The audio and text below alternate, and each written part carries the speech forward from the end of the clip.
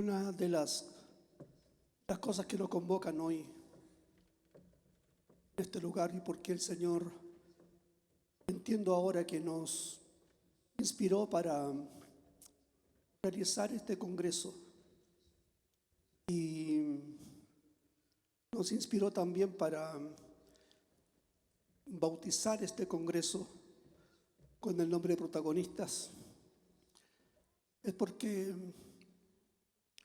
nuestra nación necesita una iglesia que se transforme no solo en admiradora, sino en una iglesia actora, una iglesia protagonista. Hemos sido por mucho tiempo observadores de lo que sucede en el mundo, observadores que miran de lejos porque nos sentimos tan seguros aquí dentro de nuestras cuatro paredes. Nos sentimos tan contentos por ver las gracias de Dios como se manifiestan en nuestros cultos. Pero creo que esta nación no necesita de gente contenta por su salvación. Esta nación necesita el reino de Dios.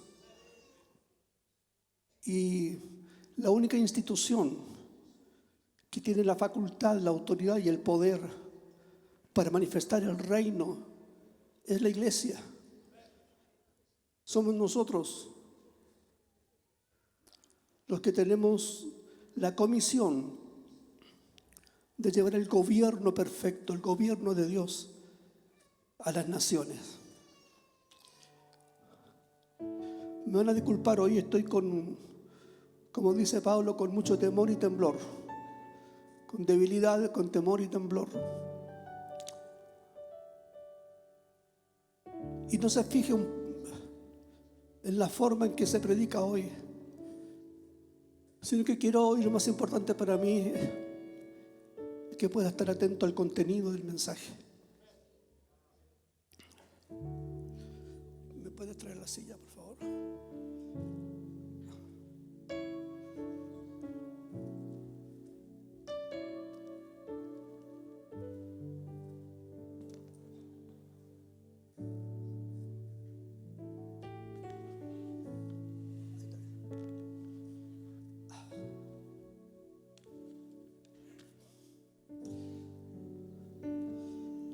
Quiero que abra su Biblia, porque todavía usamos la Biblia, hermano.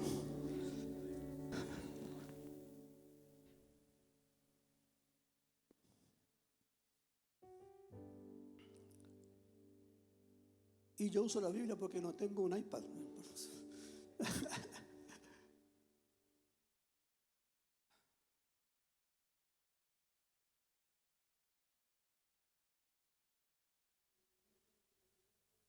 Esta carta, o esta epístola de Pablo, es el último testimonio que el apóstol da. Es su última carta, es su último escrito. Segunda de Timoteo es la carta que toma a Pablo en prisión en Roma. Él había estado muchas veces, había estado preso, había visitado muchas cárceles, pero esta, la de Roma, es la última prisión. Y Pablo sabe que ya no le queda más tiempo, sabe que es su último escrito y de ahí ya no va a salir.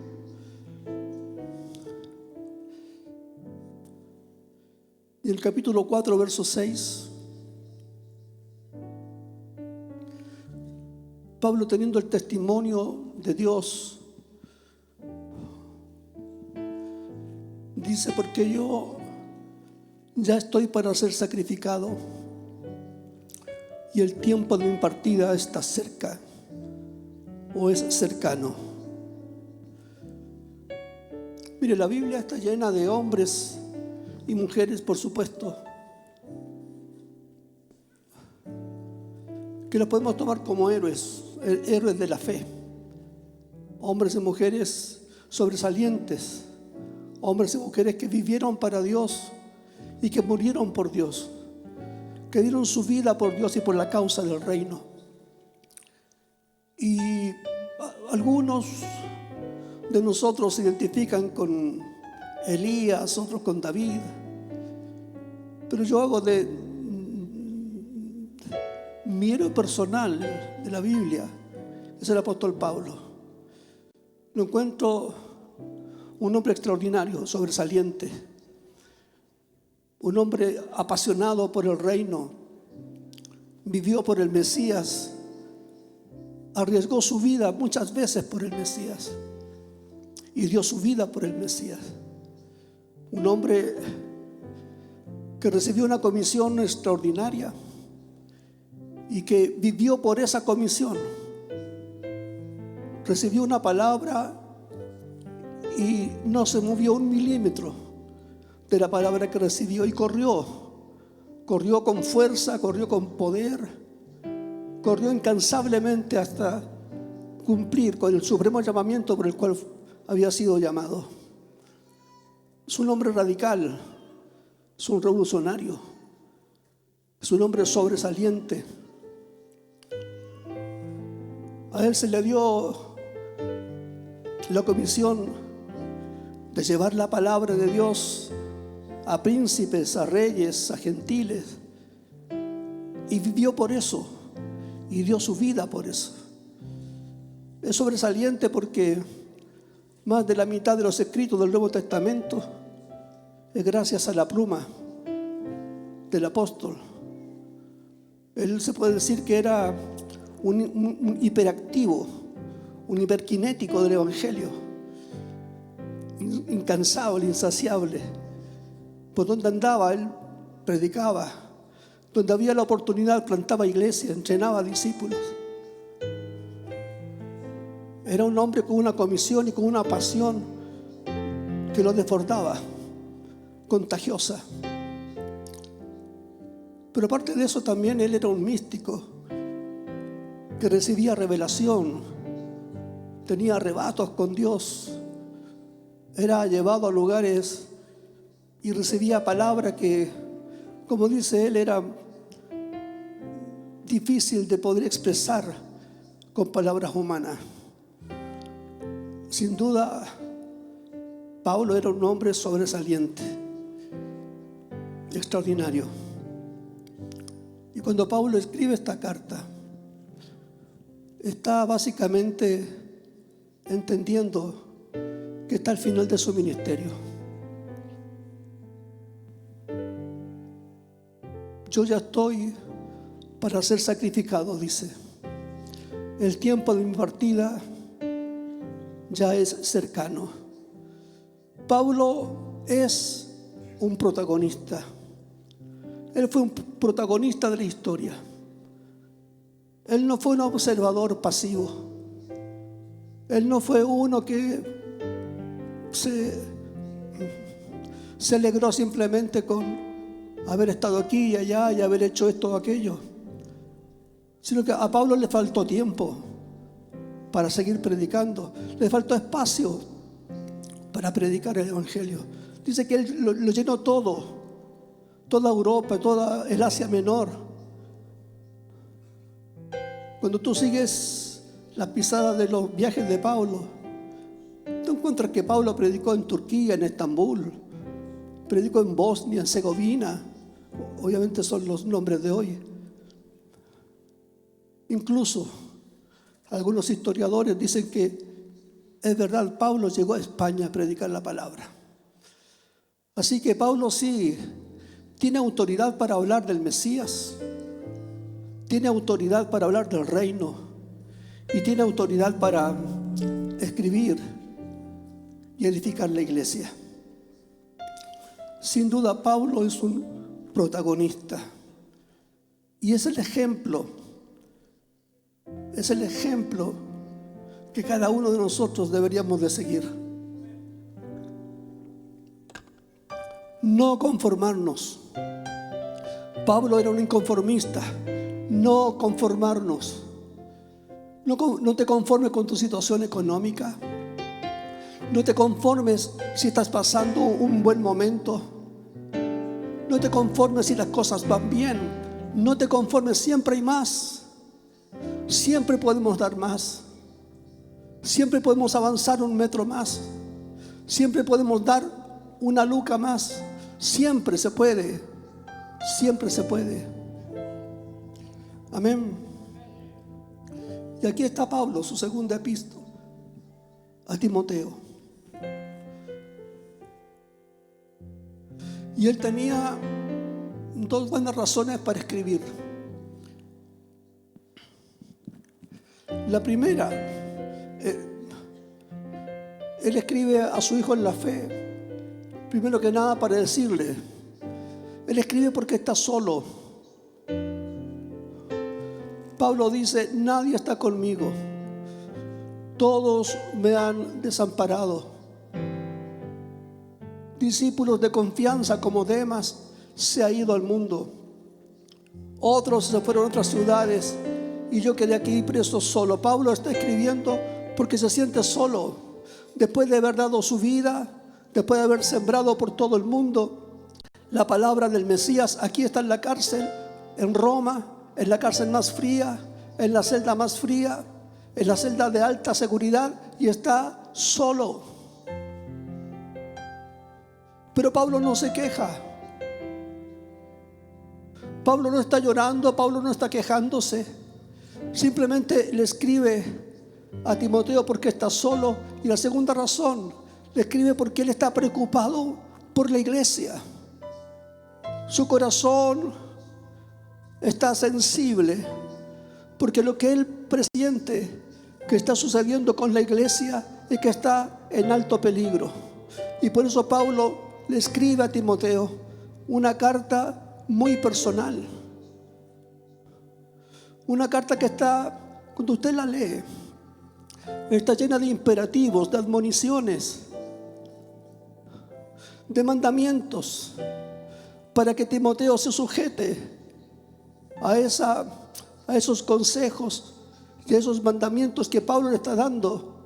Es como su último testamento, porque Pablo está preocupado por el futuro de la iglesia. Los peligros que ve Pablo sobre la iglesia, ya en la temprana iglesia, en la naciente iglesia ya había atisbos. Pablo le dice, le recuerda a Timoteo, allá en Hechos capítulo 20, Pablo se reunió en su último viaje de vuelta ya de Éfeso y Mileto hacia Roma. En su último viaje reunió a los ancianos de Éfeso y llamó a los obispos de Éfeso y les dijo: apacienten la grey, cuiden la iglesia, porque de entre vosotros se van a levantar discípulos, se van a levantar maestros que van a enseñar cosas perversas, y de afuera también van a penetrar la iglesia con enseñanzas perversas. Gente con avaricias y simplemente con mentalidad de ganancias deshonestas. Pablo le dice a Timoteo: estoy preocupado por lo que yo veo en la iglesia. Ya en esos tiempos habían doctrinas exóticas. En esos tiempos tempranos de la iglesia, Pablo dice: algunos se están levantando enseñando la doctrina de que ya la resurrección de los muertos ya fue. Otros están enseñando el culto a los ángeles.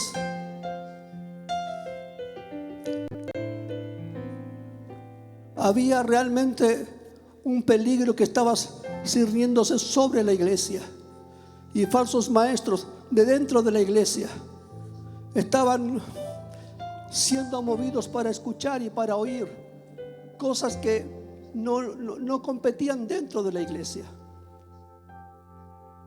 Había una comezón de oír cosas nuevas y estaban poniendo sus oídos en maestros o en enseñanzas, en doctrinas que no eran pertinentes de la revelación de la iglesia.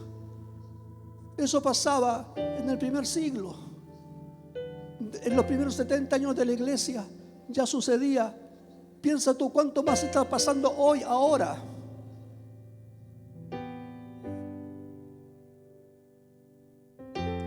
De vosotros mismos se levantarán hombres que hablarán cosas perversas para arrastrar a los discípulos.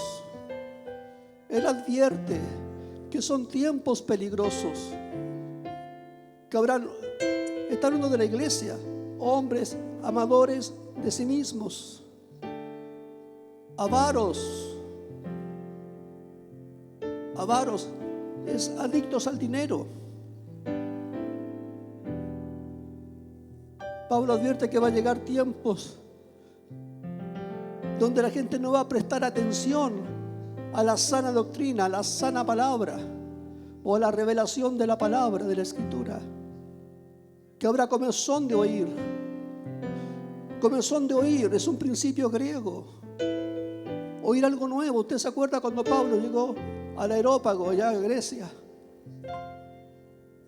Y vio muchas esculturas y monumentos a los diferentes dioses, y encontró uno que decía el Dios no conocido, porque esa gente lo único que quería era oír algo nuevo. Y cuando escucharon que Pablo escuchaba una nueva doctrina, lo llevaron al Areópago, porque ellos querían oír algo nuevo.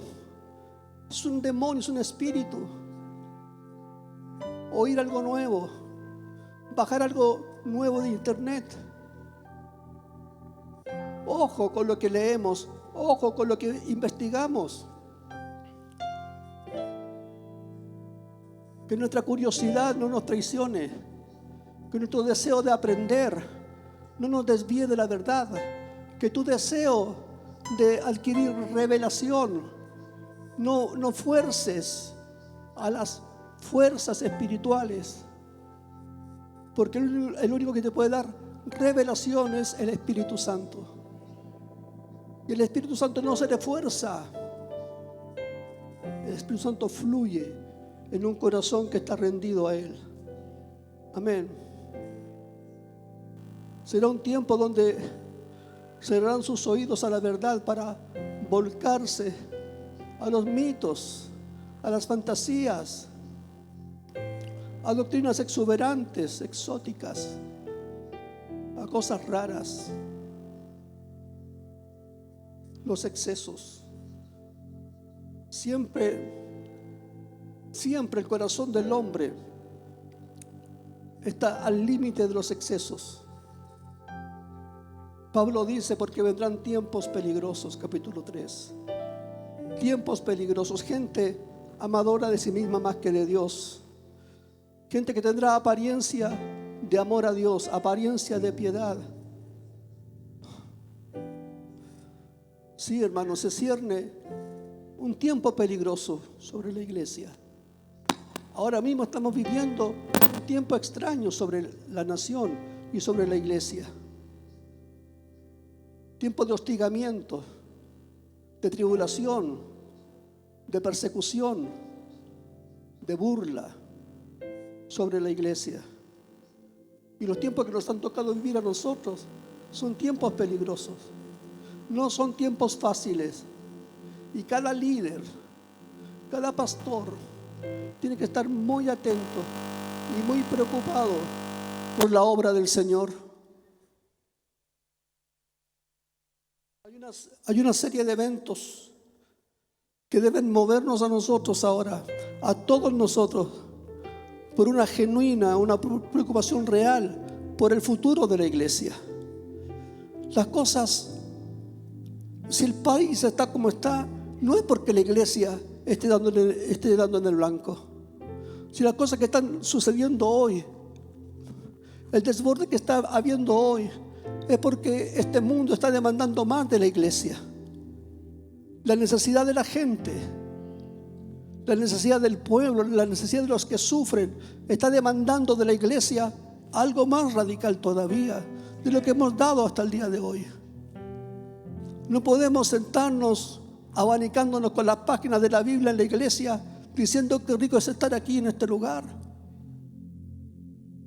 El mundo no nos necesita aquí. El mundo no nos necesita en la calle, en el mercado, en la universidad, en el liceo. Allá nos necesita el mundo. Debe haber un cambio de mentalidad, un cambio de actitud.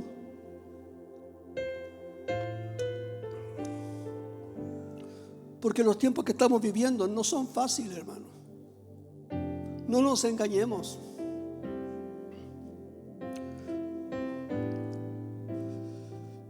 Mire,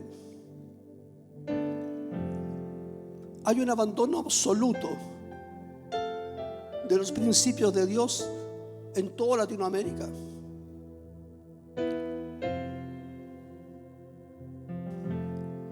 Cada gobierno en Latinoamérica ha hecho el máximo esfuerzo por derribar cada principio, cada ley de Dios, cada principio de Dios, de sus códigos morales,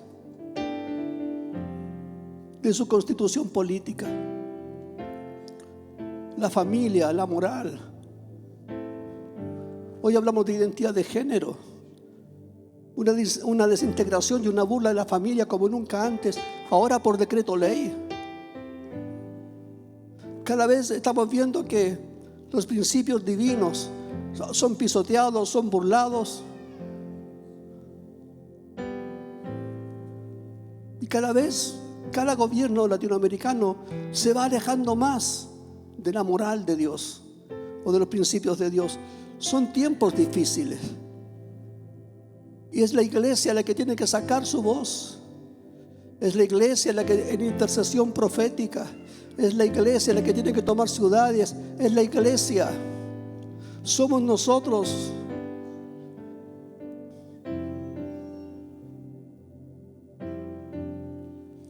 Estamos viendo cómo en Latinoamérica se ha ido radicalizando esa mentalidad izquierdista, neomarxista. Una mentalidad que odia a Dios, aborrece y detesta todo lo que se llame Dios o es objeto de culto. Eso está todos los días. Se está enseñando, hacen ya 20, 25 años que se viene sembrando la semilla ideológica, anti Dios. Y toda la cultura hoy, en toda Latinoamérica, está infectada con ese principio. Cada principio cristiano en nuestra sociedad no solo ha sido pisoteado, sino que ha sido echado a un lado. Y hoy el humanismo, la doctrina centrada en el hombre, en sus gustos y sus necesidades, es lo que reina y es lo que prima.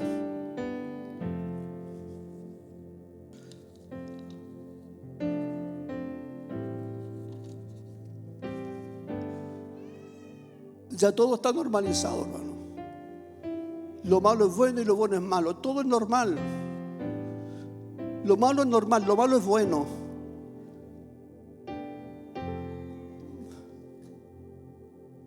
Y tenemos que tener mucho, pero mucho ojo, mucho cuidado.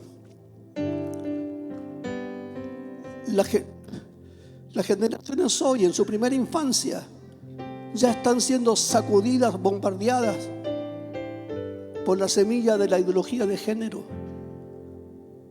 Y lo que hemos visto en estos días en las calles, en las poblaciones, los saqueos, la violencia, es verdad, no es el lumpen. No. Los que saquearon los supermercados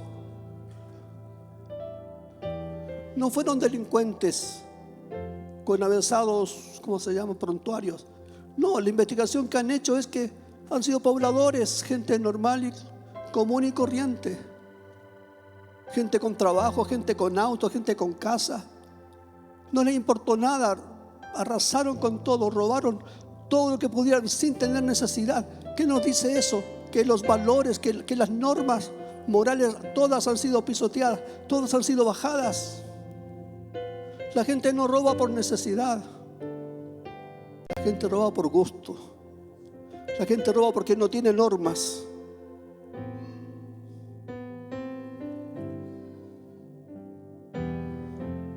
Y eso sucede en todas partes hoy. Y el problema es que hay una palabra que no me gusta usarla pero no tengo otra. El problema es que la iglesia se ha secularizado tanto, se ha mimetizado tanto con el mundo secular, que encontramos que es verdad. Encontramos que todo lo que está pasando hoy tenía que pasar.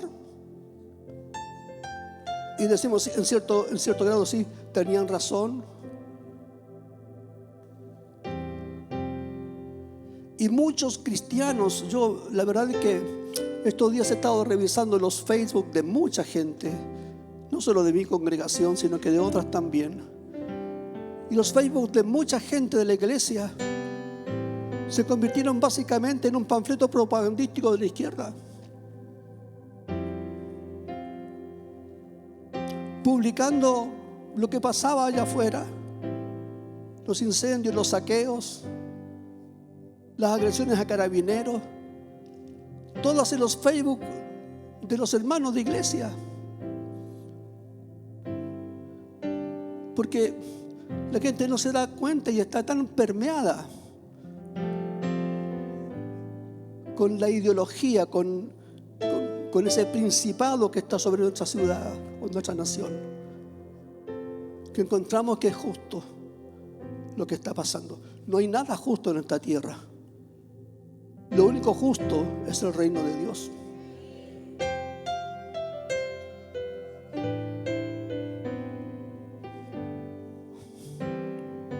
Todo es normal hoy.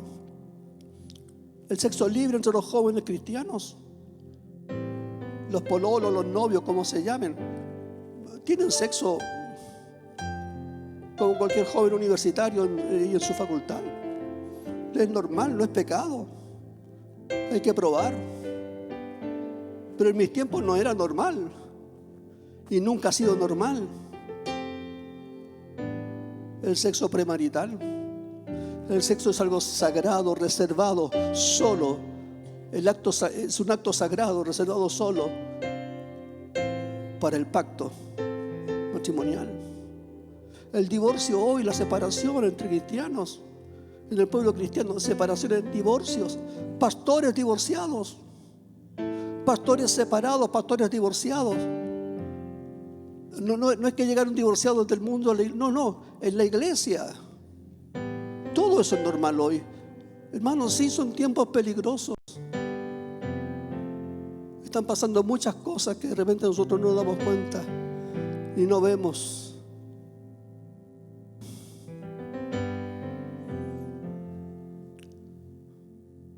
Los cristianos de generaciones pasadas mostraban un mayor compromiso de santidad, un mayor compromiso con el reino.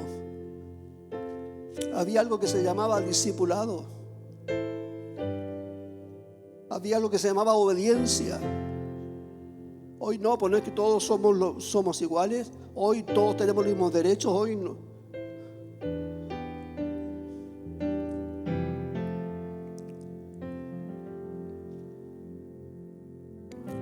Yo no sé si hablo desde mis 35 años de caminar con el Señor. Y uno dice, sí, todo el tiempo pasado fue mejor. Pero no es así siempre. Pero uno puede aprender muchas cosas del pasado. Aquí estamos aprendiendo algo del pasado. Pablo está absolutamente preocupado por el futuro de la iglesia. Y la ola de maldad, la ola de pecado, es un tsunami que está viniendo. Un tsunami que está cerniéndose sobre las naciones. Iglesias, nuestras iglesias están instaladas. Y estamos instalados en esos lugares que son claves para levantar barrera, para levantar intercesión, para hacer guerra espiritual. Hay guerreros aquí en esta mañana.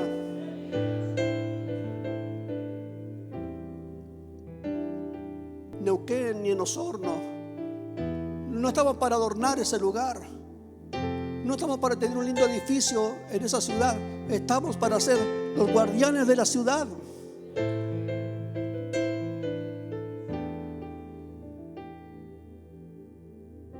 Debe haber un cambio, debe haber un cambio de mentalidad.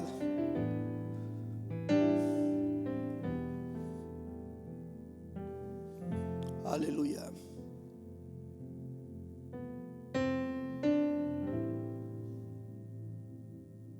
Hoy se dice que en Latinoamérica el porcentaje de cristianos llega a los 200 millones o algo por ahí en las naciones.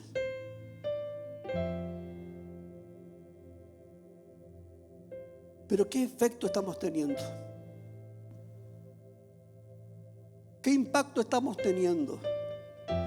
Debe de haber un cambio. Nosotros tenemos la palabra de la cruz, el mensaje de la cruz, la palabra de la cruz, palabra que es locura para los que se pierden, pero para aquellos que escuchan, oyen y creen, es poder de Dios, poder para salvación. El que cree el mensaje de la cruz, hermano amado, sufre una revolución y una transformación total, absoluta, 100%. Una familia que se acerca a la cruz es una familia transformada por el poder de Dios y se vuelve en un ente contagioso que lleva la palabra, lleva el mensaje y el aroma de la cruz por donde va. Porque la cruz nos abre tiempos de salvación, y aunque usted no lo crea, yo lo creo, nos abre tiempos de liberación y de sanidad.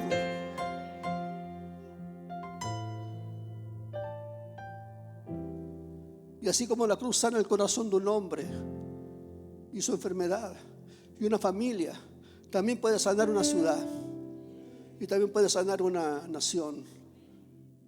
Yo lo creo, no he dejado de creerlo. Así que prediquemos la cruz, hablemos de la cruz, transmitamos el mensaje de la cruz, porque entender la cruz es la revelación más grande y extraordinaria que puede tener el corazón de un hombre, de una mujer. Esa es la preocupación de Pablo. Pablo no está preocupado por su problema. Pablo no está preocupado porque está en la cárcel. No está preocupado porque sabe que tal vez unos meses más tiene que ir al sacrificio. La preocupación de Pablo no es su estado actual. Yo no estoy preocupado por mi enfermedad. Yo no estoy preocupado por mis finanzas. Usted no debe de preocuparse por lo que está viviendo o pasando. Dios tiene todo bajo control. Dios es soberano. Y Dios jamás ha perdido una batalla, ni una sola. La preocupación de Pablo es la preocupación por la iglesia, no por lo que él ha construido. Es la iglesia del Señor, es el cuerpo de Cristo, por lo que él está total y absolutamente preocupado. Y en esa preocupación y en esas circunstancias, él le escribe a Timoteo. Por eso es que él le escribe a Timoteo.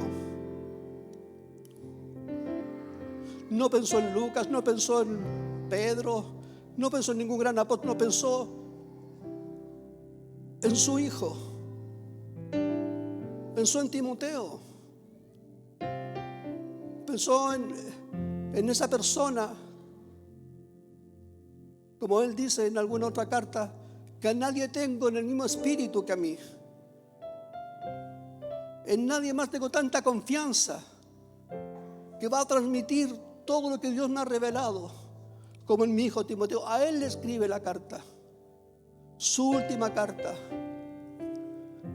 Como te decía, que es una carta llena de mandamientos, En los 4 capítulos hay más de 20 y tantos mandamientos que Pablo le da a Timoteo para que los obedezca. Retén la forma de la sana palabra, guarda el buen depósito, esfuérzate en la gracia, sufre penalidades como buen soldado de Jesucristo. No contiendas sobre palabras, preséntate con diligencia delante de Dios, aprobado. Evita profanas y vanas palabrerías. Te encarezco delante de Dios que prediques la palabra. Exhorta, reprende, redarguye. Sé sobrio, huye de las pasiones juveniles, cumple tu ministerio, etc. ¿Qué es lo que está haciendo Pablo? Le está marcando un camino. ¿A quién le está marcando un camino? A un sucesor. Timoteo tiene que entender que él es la generación de relevo. Pablo está pensando, ¿qué va a hacer de la iglesia?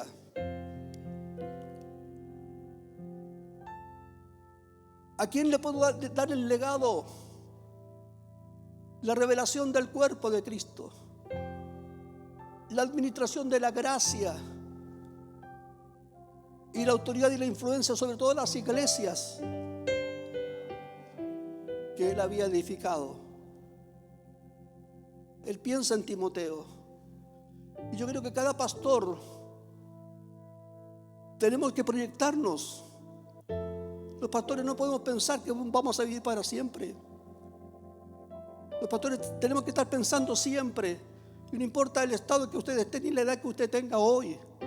Siempre tenemos que estar pensando en el relevo, en el recambio, en los que están alrededor nuestro escuchando y comiendo la palabra de Dios. Tiene que haber una generación que venga detrás de nosotros, que nos acompañe en el proceso de extender el reino de Dios.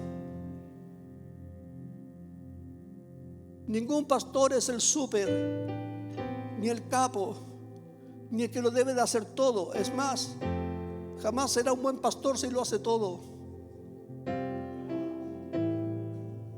Tenemos que aprender a confiar en la generación que viene. Tenemos que aprender a delegar. Tenemos que aprender a formar. No es solo delegar, es formar. Pablo tiene la comisión, Efesios 4:12, de entrenar. El ministerio está para eso, para fortalecer, para entrenar, para perfeccionar a los santos, para la obra, para que hagan la obra del ministerio. Los pastores o apóstoles no estamos aquí para lucirnos, ni para andar imponiendo manos, ni orando por todos. Estamos para formar nuevas generaciones que hagan lo que nosotros hacemos y que lo hagan mejor que nosotros. Pablo está pensando en la iglesia. A Pablo en la celda, en la cárcel, se le viene a la memoria y los recuerdos de tantas persecuciones habidas, de tantos falsos obreros fraudulentos introducidos en la iglesia. Se le viene a la memoria los que predican a Cristo por ganancia o por contienda. Se le viene a la memoria a aquellos que enseñan falsa doctrina. Y Pablo está preocupado por la church, por la iglesia. Su corazón palpita por la iglesia.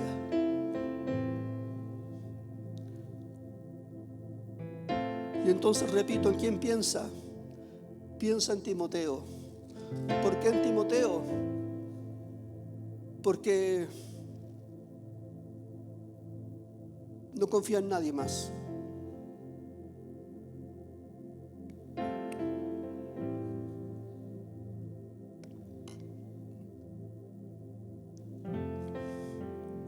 Porque a nadie tengo, dice Pablo. A nadie tengo quien pueda transmitir en el mismo espíritu que ame en el mismo espíritu a la iglesia, como mi hijo Timoteo.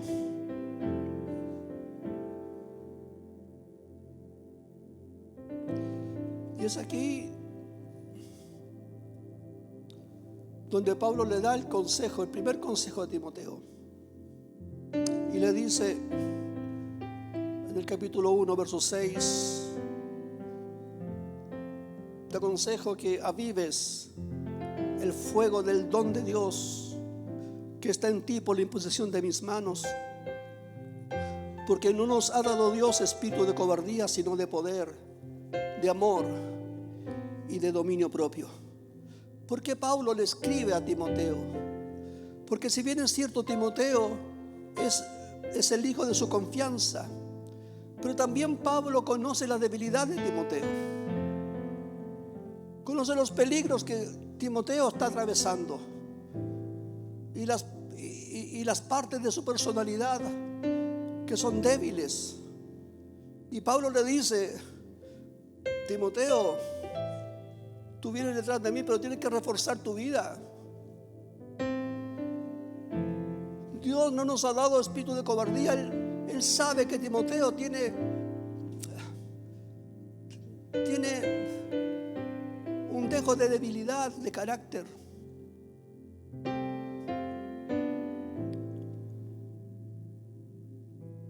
Pablo anima a Timoteo y le dice: oye, tú eres autoridad.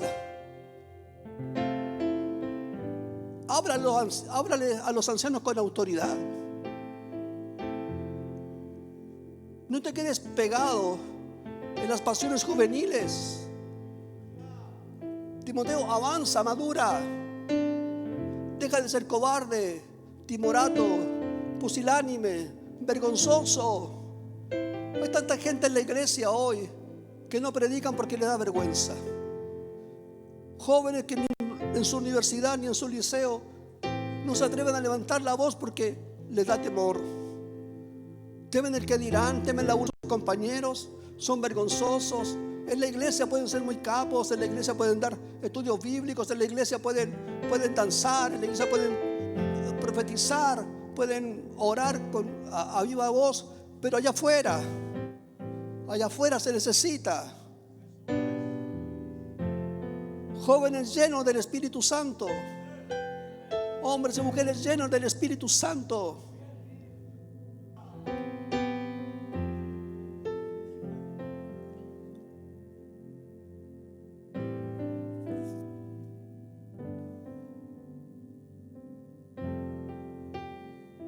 Entonces Pablo lo confronta a Timoteo. ¿Por qué hace esto Pablo? Porque está preocupado por la iglesia. Y él tiene al paladín, a su paladín. Timoteo tiene también a su héroe, al que va a seguir sus pisadas, a Timoteo. Pero a Timoteo le faltan cosas que pulir todavía. Y le dice a Timoteo: Timoteo, valora el depósito que fue derramado en tu vida, valóralo.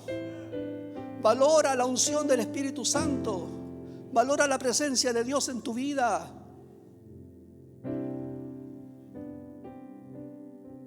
Capítulo 2 le desafía a esforzarse, a que se esfuerce en la gracia.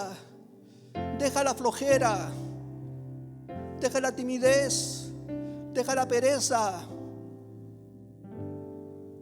y esfuérzate en la gracia. Sufre penalidades como un buen soldado. Escucha bien, a los cristianos no nos gusta la palabra sufrimiento. Cada vez que aparece sufrimiento delante de nuestros ojos, lo primero que hacemos es reprenderlo. Lo rechazo de eso, lo reprendo. Pero Jesús no rechazó el sufrimiento. Jesús fue sumergido, bautizado en sufrimiento. Fue varón de dolores, con experiencia en el quebranto.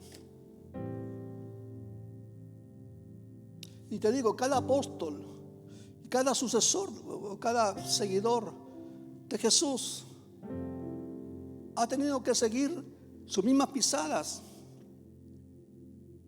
Es necesario que a través de muchos sufrimientos, tribulaciones, entremos al reino, entremos al gobierno de Dios, porque el sufrimiento te da experiencia. Sufrimiento, hermano querido,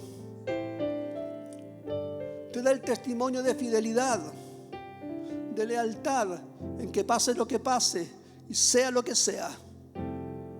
En Dios yo he creído y creyendo seguiré.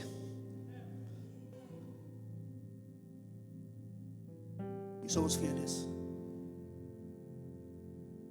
Y todo sufrimiento, no hay sufrimiento que sea eterno, solo del infierno. Todo sufrimiento es momentáneo. Amén. Entonces le dice: sufre penalidades, aguanta las aflicciones, soporta el sufrimiento, resiste la presión. Hoy la gente no resiste la presión. Son intolerantes a la presión. Revientan luego, se funden luego, renuncian luego.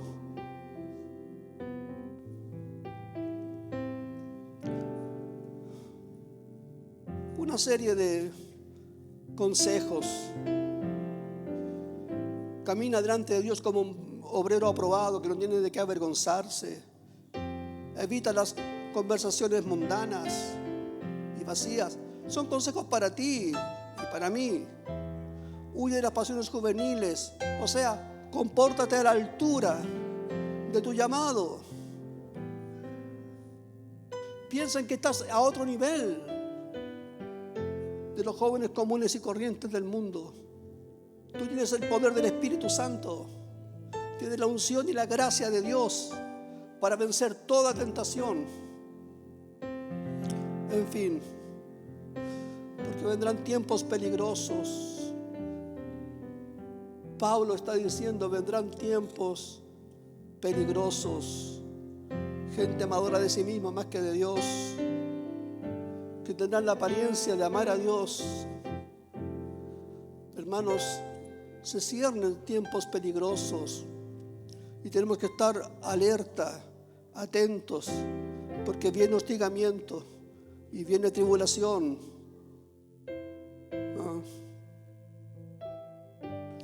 Ahora, no me vea a mí como que estoy negativo. Yo no soy negativo. Yo soy positivo. Simplemente estoy haciendo un paralelo de lo que Pablo decía que sucedía en su contexto con lo que estamos viviendo hoy. Es un paralelo. O sea, que lo que quiero decir que lo que vivimos hoy es tan ajustado entre los tiempos de Pablo como los tiempos nuestros. Porque comencé diciéndoles que Pablo estaba preocupado por la iglesia, por el pueblo de Dios, no por su situación.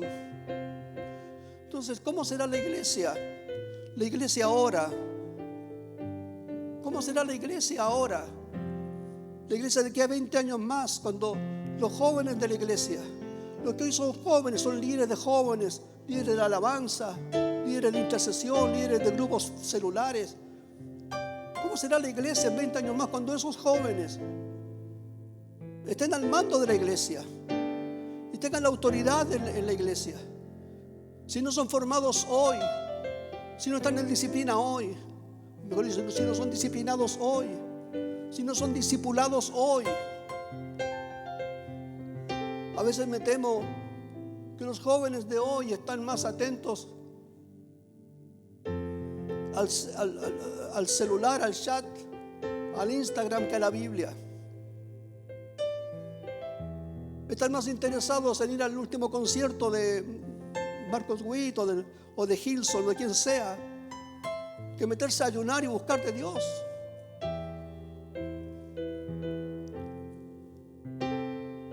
Porque ninguna iglesia se sostiene sobre canciones. La iglesia se sostiene sobre la palabra. La iglesia no la sostienen los artistas, la iglesia la sostienen los ministros de Dios, gente que se mete con Dios, que vive con Dios, que respiran a Dios, que huelen a Dios.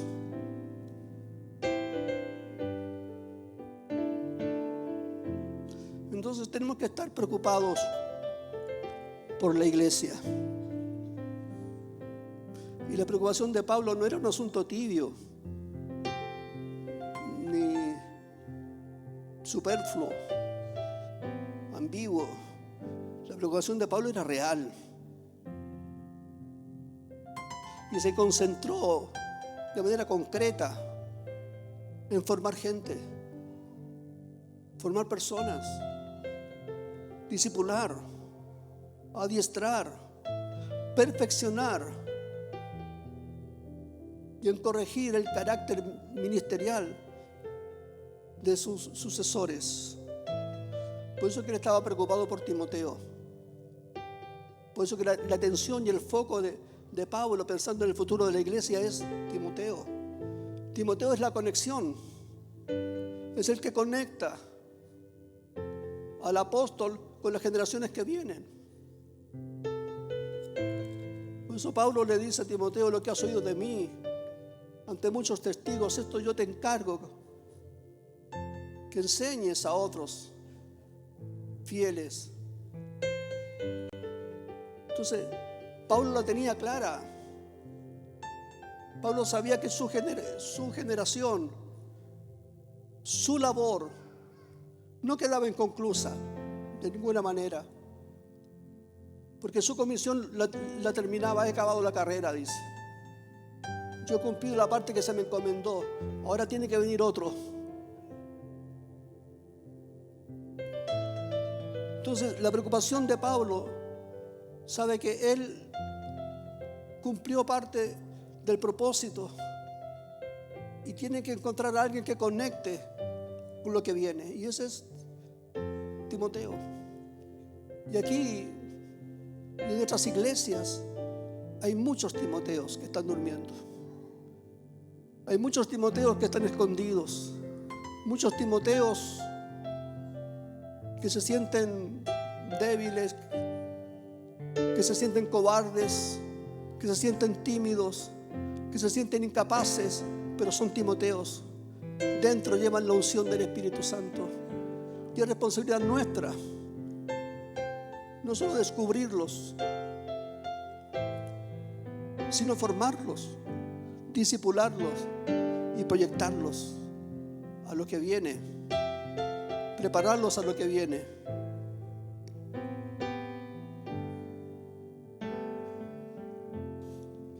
Entonces,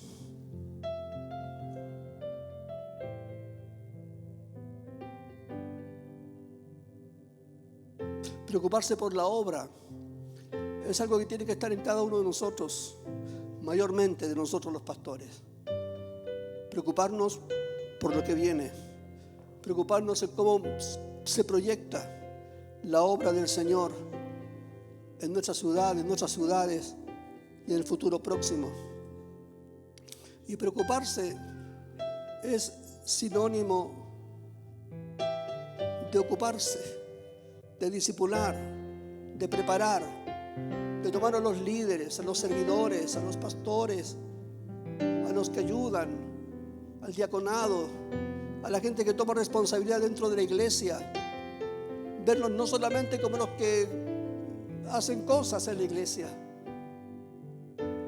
sino que son los ministros del Señor, son los levitas en la obra de Dios. Entonces, la preocupación nuestra tiene que ser una preocupación real por el futuro de la iglesia.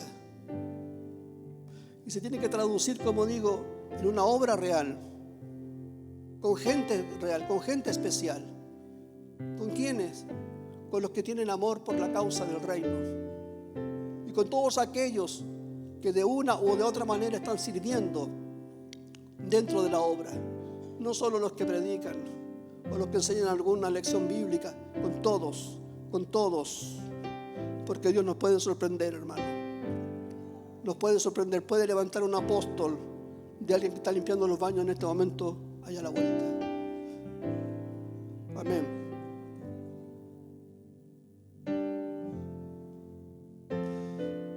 Entonces,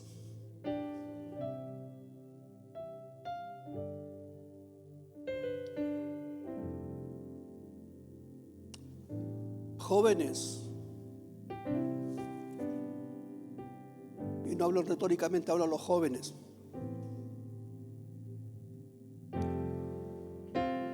Toma en serio el llamado que Dios te hizo.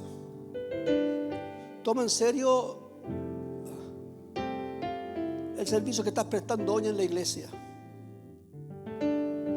Que nada sea más fuerte ni más importante que en tu proyección en el reino de Dios.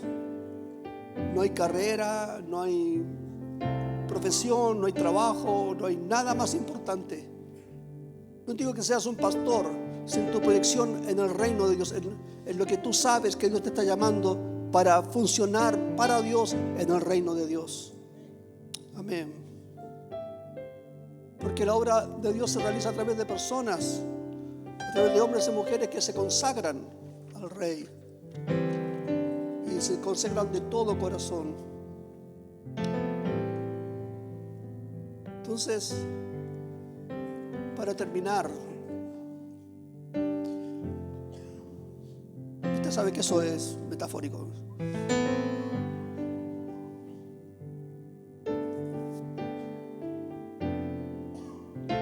¿Cuál es el plan de la iglesia? ¿Cuál es la actividad más importante de la iglesia? Ver con cuánto presupuesto contamos. La actividad más importante de la iglesia será la infraestructura, hacer evangelismo.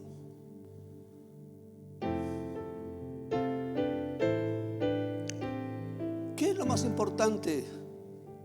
No hay nada más importante como las personas. No hay nada más importante como la gente que se congrega con nosotros.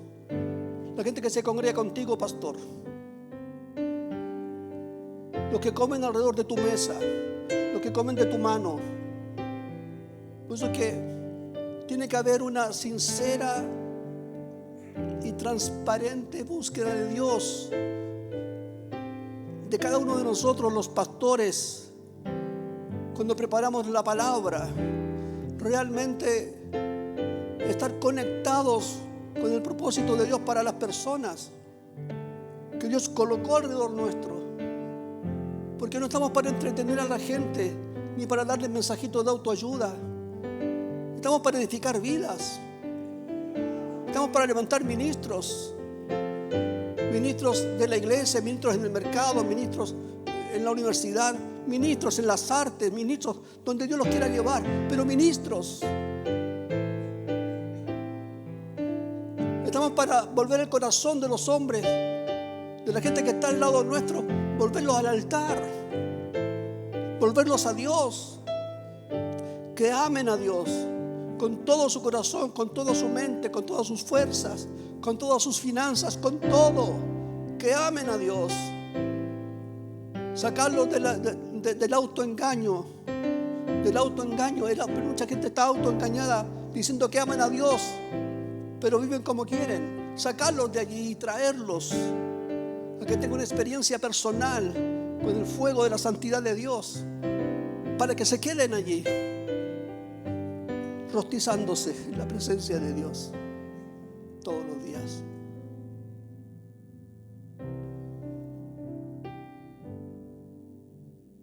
Sí, tenemos que multiplicarnos, pero multiplicación no vale nada si no tenemos hombres y mujeres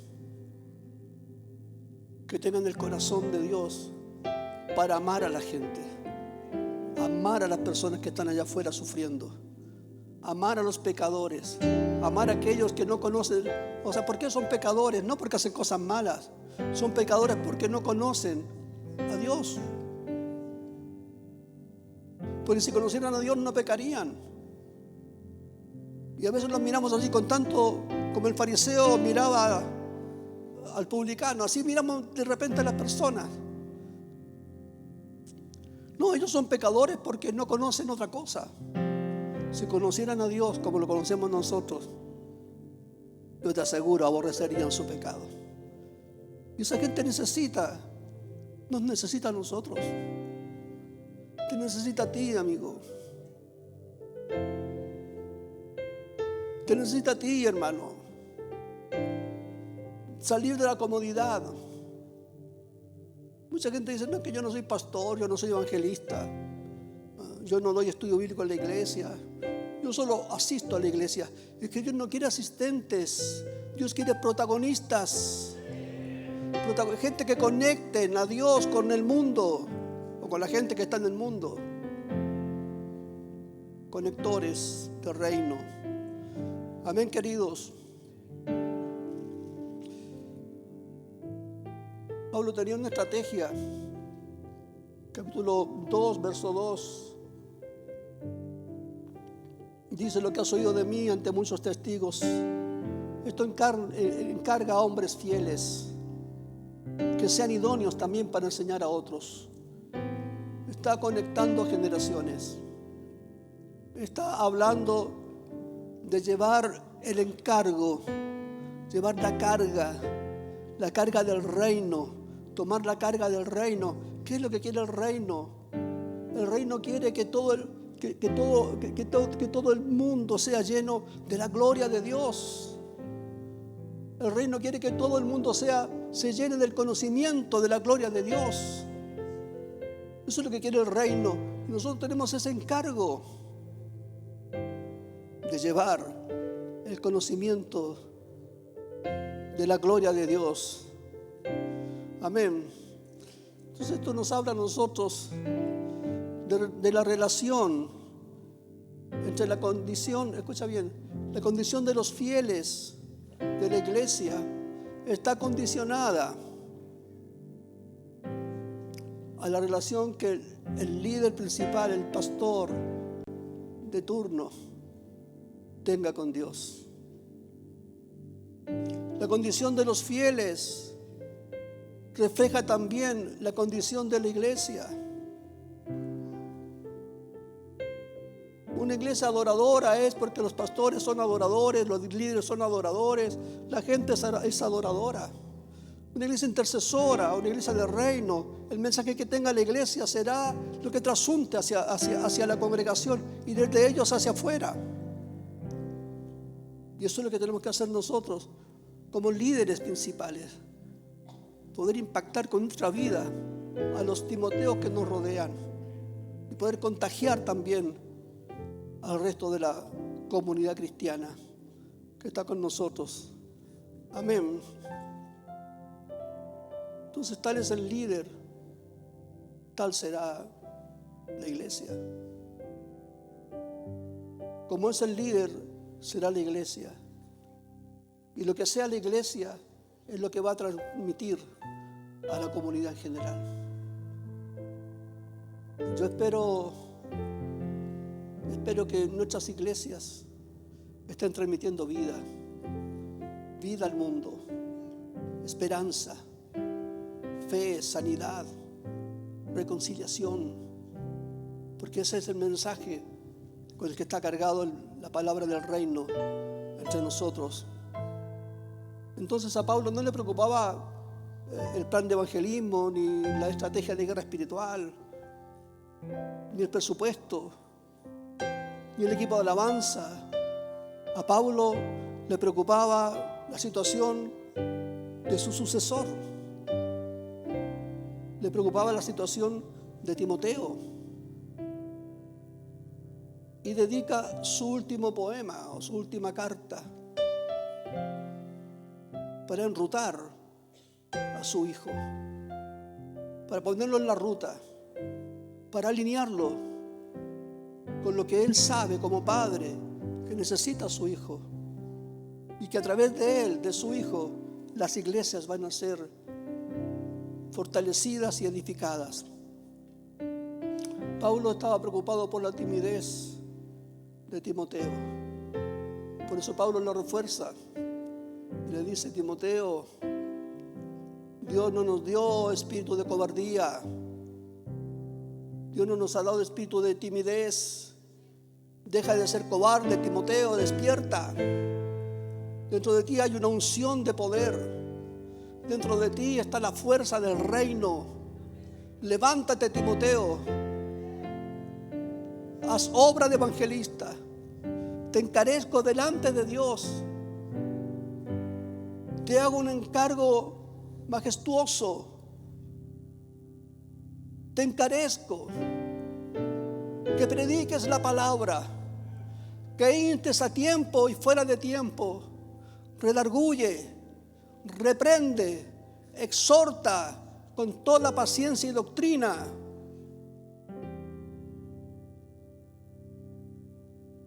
Esa es autoridad que viene de la unción que Dios nos ha dado a cada uno de nosotros. No te achiques, no te amilanes delante de nadie.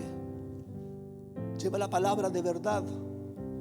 Anoche se nos compartía acerca de la unción y del poder de la palabra en el corazón y en los labios de los hijos. Y todo eso es lo que nosotros necesitamos activar. Timoteo era una persona tímida y corta de genio, como decimos acá en Chile, vergonzosa, temerosa. Por eso Pablo está diciendo a Timoteo: levántate. Aquí hay muchos Timoteos que tienen que levantarse. Hay muchos, y no solo jóvenes, muchos hermanos que han dejado de ser protagonistas o que nunca han querido serlo, que no quieren asumir una responsabilidad, que se sienten cómodos diciendo yo no puedo. Es cómodo decir yo no entiendo, es cómodo quedarse en esa zona, pero el Espíritu Santo está aquí para incomodarnos. Y si yo puedo así, usted que está mejor, puede mejor todavía. Usted puede levantarse y usted puede decir esta noche o esta mañana: hasta aquí llega mi timidez. En el altar voy a dejar mi temor, mi vergüenza. En el altar voy a dejar mi apatía y mi indolencia. En el altar voy a dejar todo aquello que se levanta dentro de mí y me impide ser el hombre y la mujer que Dios quiere que yo sea. Hoy renuncio.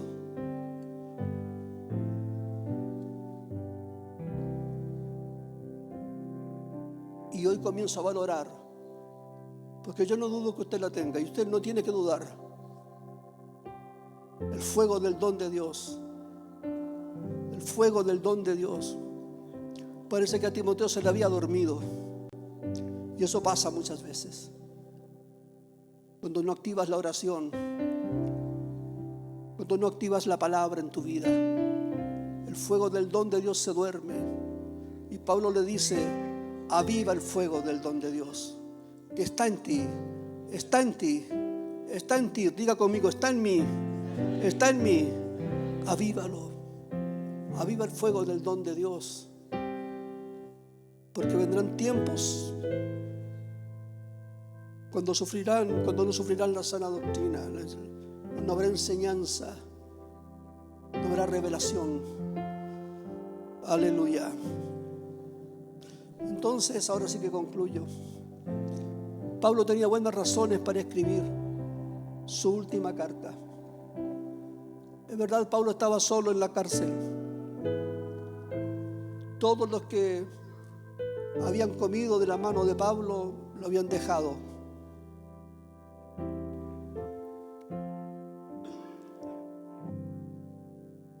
En los tiempos cuando era un prestigio estar al lado de Pablo, estaban ahí con él. Se sacaban fotos con Pablo, selfies con Pablo. Pero cuando Pablo cae en desgracia, ya nadie quiere andar con él.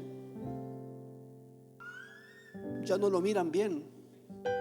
Es un peligro acercarse a Pablo.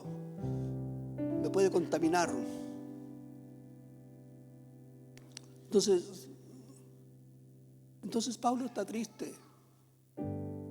Todos me han abandonado. Solo Lucas está conmigo.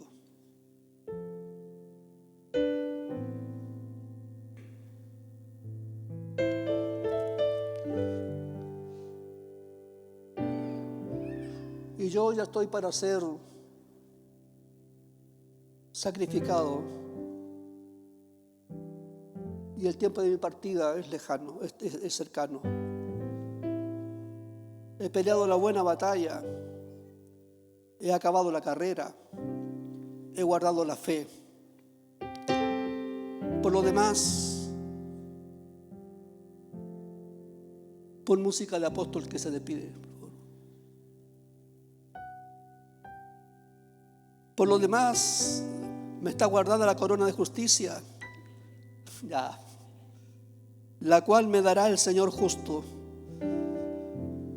en aquel día, y no solo a mí, sino también a todos los que esperan su venida. Póngase de pie, por favor.